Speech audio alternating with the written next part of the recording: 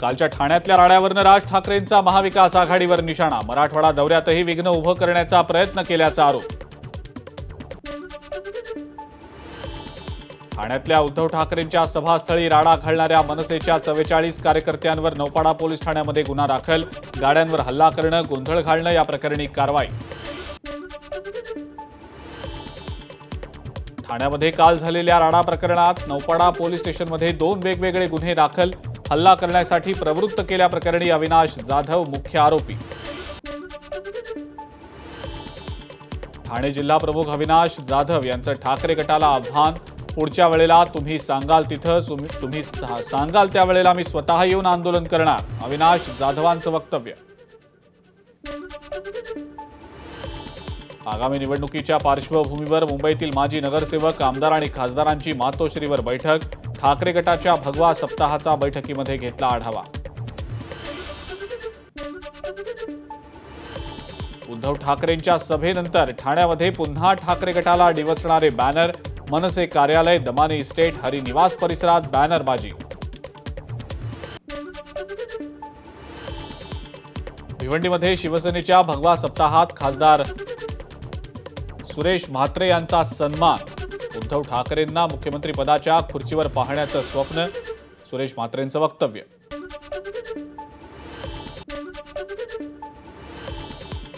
आकाशवाणी आमदार निवासामध्ये स्लॅबचा काही भाग कोसळला। आमदार विक्रम सावंत यांच्या खोलीचा काही भाग कोसळल्याची माहिती। खोली बंद असल्यानं अनुचित प्रकार टळला।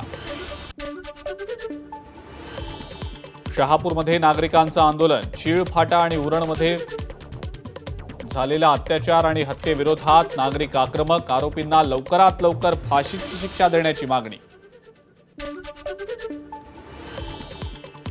मुंबईतल्या लालबाग परिसरात गणपती मंडळांमध्ये स्वागत सोहळे। सोहळ्यांमध्ये मोठ्या संख्येनं मुंबईकरांची गर्दी।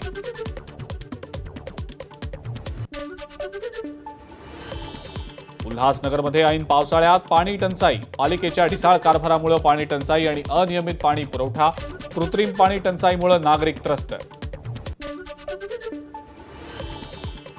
एनसीबी कडून ड्रग्ज तस्करी करणाऱ्या आंतरराष्ट्रीय टोळीचा पर्दाफाश। उल्हासनगरमध्ये 75 किलो गांजा आणि 48,000 कोडिन बॉटल्स असा $2.25 कोटी रुपयांचा मुद्देमाल जप्त। 6 आरोपींना अटक।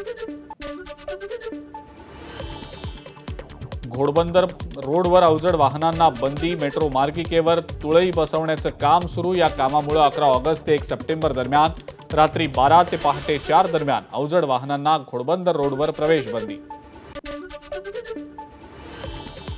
मुंबईतल्या अनेक महिलांना अश्लील व्हिडिओ पाठवणाऱ्या मोहम्मद निसार या आरोपीला अखेर अटक। निर्मल नगर पोलीस ठाण्यात विनयभंगाचा गुन्हा दाखल। मोटरमनच्या केबिनमध्ये रील बनवणारे अटकेत। कसारा रेल्वे स्थानकातील 10 दिवसांपूर्वीची घटना। नाशिकमधल्या 2 तरुणांना अटक।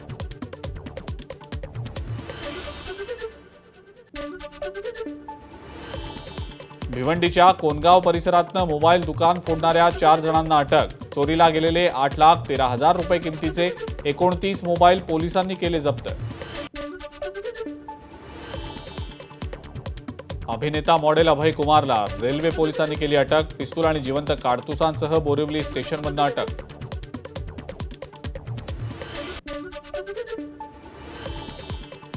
मुंबईमध्ये बिबट्याच्या कातड्याची विक्री करण्यासाठी आलेल्या आरोपीला अटक। आरोपीकडनं 2 लाख रुपयांचं बिबट्याचं कातड जप्त। विरारच्या अर्नाळा परिसरात पिसाळलेल्या कुत्र्याचा 28 जणांना चावा। पिसाळलेल्या भटक्या कुत्र्याच्या हल्ल्यात अनेक जण गंभीर जखमी। मात्र प्रशासनाकडनं कोणतीही पावलं उचलली जात नसल्याचा ग्रामस्थांचा आरोप। मुंबईच्या विक्रोळी परिसरात हत्या आणि हत्येचा प्रयत्न अशा गंभीर गुन्ह्यात फरार असलेल्या आरोपीचा मृत्यू। चोरी करताना 14व्या मजल्यावरनं पडत आरोपीचा मृत्यू। पुण्यातल्या डेक्कन परिसरात आणखी एक ड्रंक अँड ड्राईव्हची घटना। दारू पिऊन कार चालवणारा शुभम गुप्ता पोलिसांच्या ताब्यात। गाडीच्या अवस्थेवरनं गाडी आधी कुठेतरी धडकल्याची शक्यता। पिंपरी चिंचवडमध्ये पुन्हा एकदा वाहनांची तोडफोड। निगडीतल्या ओटा स्कीम इथं 12 ते 13 वाहनं अज्ञातांनी फोडली। या प्रकरणी 2 जणांना अटक। भंडाऱ्याच्या सिहोरामध्ये चोरट्यांकडनं एटीएम फोडण्याचा प्रयत्न, पैसे हाती न लागल्यानं चोरट्यांनी एटीएम मशीन आणि सीसीटीव्हीची केली तोडफोड. घटनेत बँक ऑफ इंडियाचं 1.5 लाख रुपयांचं नुकसान.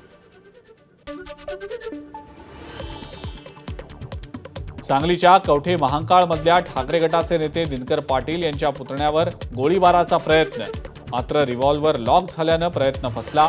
घटना सीसीटीव्हीमध्ये चित्रित.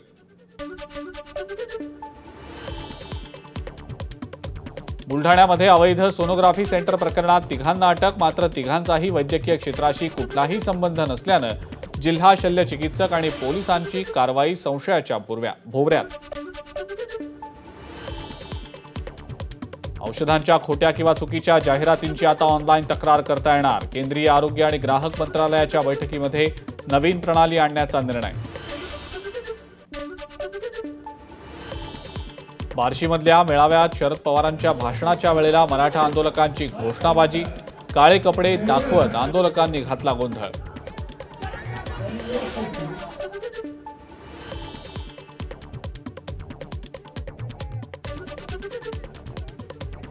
सोलापुरातल्या कुर्डुवाडीजवळ शरद पवारांची गाडी मराठा आंदोलकांनी अडवली.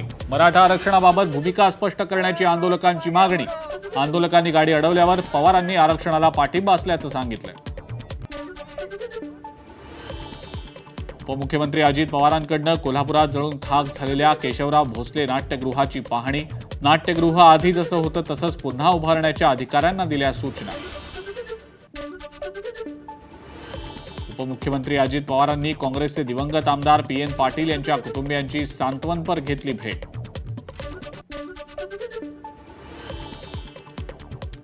सांगलीतल्या कवठे महांकाळमधील ठाकरे गटातले नेते दिनकर पाटील यांच्या पुतण्यावर गोळीबाराचा प्रयत्न, रिव्हॉल्व्हर लॉक झाल्यानं गोळीबाराचा प्रयत्न फसला. घटना सीसीटीव्हीमध्ये चित्रित.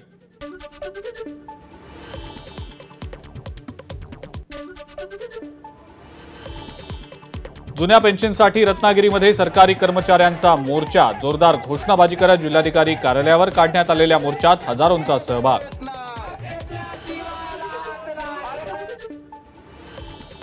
सांगलीतल्या आमणापूरमध्ये चोरीच्या उद्देशानं फिरणाऱ्या तिघांना ग्रामस्थांनी दिला चोप. ग्रामस्थांनी तिघांना पोलिसांच्या केलं स्वाधीन.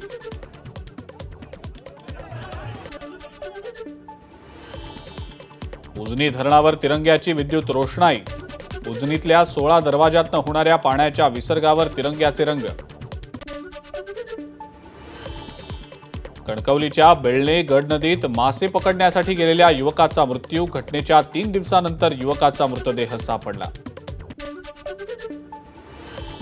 रत्नागिरीतल्या गुहागरमध्ये पिंपळ गावच्या परिसरात ब्लॅक पॅन्थरचं दर्शन. हा ब्लॅक पॅन्थर पिंपळ गावातनं जंगलाच्या दिशेनं जात असताना ग्रामस्थांना दिसला. छत्तीसगडमधल्या धान घोटाळ्याचे गोंदिया कनेक्शन असण्याची शक्यता. गोंदियातील 2 धान व्यापाऱ्यांना चौकशीसाठी बोलावलं.